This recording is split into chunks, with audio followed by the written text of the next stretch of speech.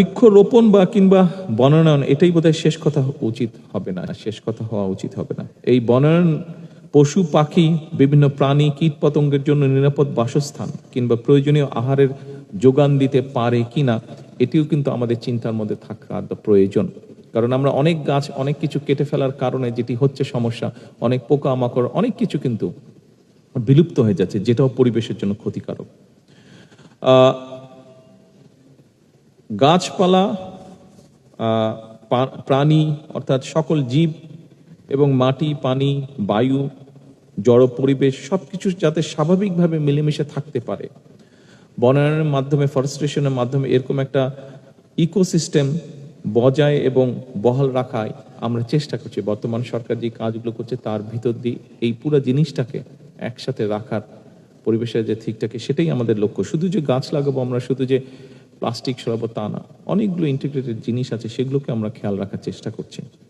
আজকের এই পরিবেশ এবং বৃক্ষ মেলায় উপস্থিত সুধীজন এবং যারা অনলাইনে আমার এই বক্তব্য শুনছেন কিংবা হয়তো পরবর্তীতে শুনবেন, আপনাদের প্রতি আমি আরেকটি বিষয়ে দৃষ্টি আকর্ষণ করতে চাইছি। সেই বিষয়টি হলো, নতুন বৃক্ষ রোপণ অবশ্যই জরুরি, তবে এই যেই গাছটাকে আমরা রোপণ করলাম এটা নিরাপদে বেড়ে উঠছে কিনা, বেড়ে উঠতে পারছে কিনা সেটি নিশ্চিত করাও খুব বেশি জরুরি। আর যুগ যুগ ধরে যে স্থানীয় ইকোসিস্টেমের অংশ হয়ে যাওয়া যে গাছগুলো আছে, একটু আগে যেটা বলেছি যে মাদার ট্রি বলতে যেগুলোকে বুঝি আমরা, সেগুলো যাতে রক্ষা পায়, সেগুলো যাতে কেটে না ফেলা হয়, এই বিষয়টি অত্যন্ত জরুরি। কিন্তু এই বিষয়ে বোধহয় আমাদের একটু সচেতন হওয়া প্রয়োজন। আমি আশা করব আজকে এখানে বন বিভাগের বড় কর্মকর্তারা আছেন, তারা সেই বিষয়টি চেষ্টা করবেন নিশ্চিত করতে। সরকার পরিবেশ রক্ষার স্বার্থে বন উজাড়, পাহাড় কাটা, ম্যানগ্রোভ ধ্বংস এবং বন্যপ্রাণী নিধনের বিরুদ্ধেও আমরা চেষ্টা করছি যতটা ম্যাক্সিমাম পসিবল কঠোর অবস্থান নেওয়া যায়। এর ভিতরে আমরা বেশ কিছু কাজ করার চেষ্টা করেছি, কিন্তু বহুদিনের একটা ব্যাপার, এই মাইন্ডসেট চেঞ্জ করা খুবই কষ্টকর, খুবই দুঃসাধ্য ব্যাপার হয়ে দাঁড়াচ্ছে, ডিফিকাল্ট ব্যাপার হয়ে দাঁড়াচ্ছে।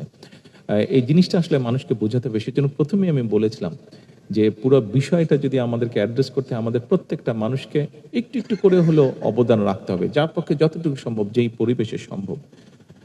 এই পশু পাখিগুলোকে আমাদের রক্ষা করতে হবে, কীট পতঙ্গগুলোকে রক্ষা করা প্রয়োজন। আমরা কোনো একটি পোকা দেখলে আমরা ঠাস করে পোকাটাকে মেরে দেই, মাকড়সা দেখলে মাকড়সা হয়তো ওইখানে আছে, এখান থেকে উঠে গিয়ে আমরা ওটাকে মেরে দেই। আপনার দরকার কি? মাকড়সাটা তো আপনাকে কামড়াচ্ছে না, কিছু করছে না, দরকার কি ওটাকে মারার? তো এই জিনিসগুলো আমাদের মনে হয় বাচ্চাদেরকেও শেখানো উচিত, সবাইকে শেখানো উচিত আমাদের।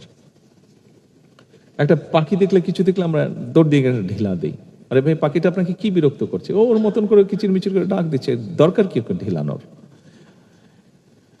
উপস্থিত পরিবেশবিদ, বনবিদ এবং সুধীবৃন্দ, মানব সমাজ নিজেদের স্বার্থেই মাটি, নদী, বন, জীব বৈচিত্র্য এবং প্রাকৃতিক সম্পদকে আমাদের গুরুত্ব দিতে হবে।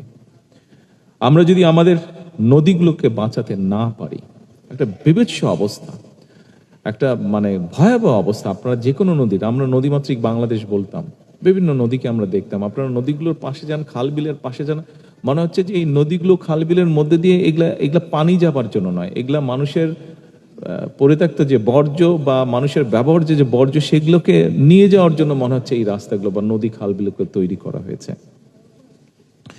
আমরা যদি আমাদের নদীগুলোকে বাঁচাতে না পারি, তাহলে অবশ্যই কিন্তু কৃষি, খাদ্য নিরাপত্তা এবং পানির নিরাপত্তার কোনোটাই নিশ্চিত করা সম্ভব হবে না, কোনোটাই নিশ্চিত করা সম্ভব হবে না। এ কারণেই ইকোসিস্টেম রক্ষা করাটা অত্যন্ত জরুরি। উন্নয়ন ও পরিবেশকে একে অপরের প্রতিদ্বন্দ্বী হিসেবে না দেখে, বরং প্রকৃতির সঙ্গে সম্প্রীতি বজায় রেখে উন্নয়ন এবং সমৃদ্ধি গড়ে উঠুক, এটি বর্তমান সরকারের প্রত্যাশা, বর্তমান সরকারের পরিকল্পনা, ইচ্ছা, যেভাবেই আমরা বলি কেন। ছাদ বাগান, নগর ফরেস্টেশন, নগর বনায়ন, GIS ভিত্তিক বৃক্ষরোপণ, নদী, তীর এবং খালের দুপাশে সবুজায়ন এবং ইকো ট্যুরিজমকে সরকার অর্থনীতির নতুন ক্ষেত্র হিসেবে আমরা বিকশিত করতে চাই। এগুলো থেকেও কিন্তু অনেক মানুষের অনেক আর্নিং হতে পারে, একটা বিজনেস গ্রো করতে পারে, সেটিও আমাদের একটি লক্ষ্য।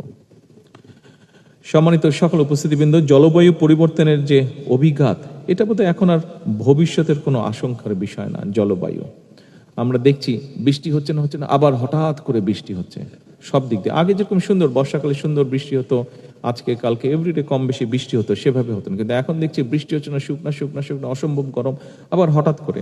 তো এই যে জলবায়ুর উপরে যে প্রভাব, এটা বোধহয় এখন আর আশঙ্কার কিছু না, এটা আমরা ফেস করছি এখন রীতিমতন। ঘূর্ণিঝড়, বন্যা, খরা, তাপপ্রবাহ কিংবা দাবদাহ, নদী ভাঙন, লবণাক্ততা আমাদের কৃষি, স্বাস্থ্য, অর্থনীতি, সর্বোপরি জনজীবনকে প্রতিদিন চ্যালেঞ্জের মুখে আমাদেরকে ফেলে দিচ্ছে। এই বাস্তবতায় বর্তমান সরকার পরিবেশকে কোনো আলাদা খাত হিসাবে নয়, বরং জাতীয় উন্নয়নের অন্যতম ভিত্তি হিসেবে বিবেচনা করছি আমরা। বর্তমান সরকারের লক্ষ্য একটা সবুজ, পরিচ্ছন্ন, জলবায়ু সহনশীল, টেকসই বাংলাদেশ প্রতিষ্ঠা করা।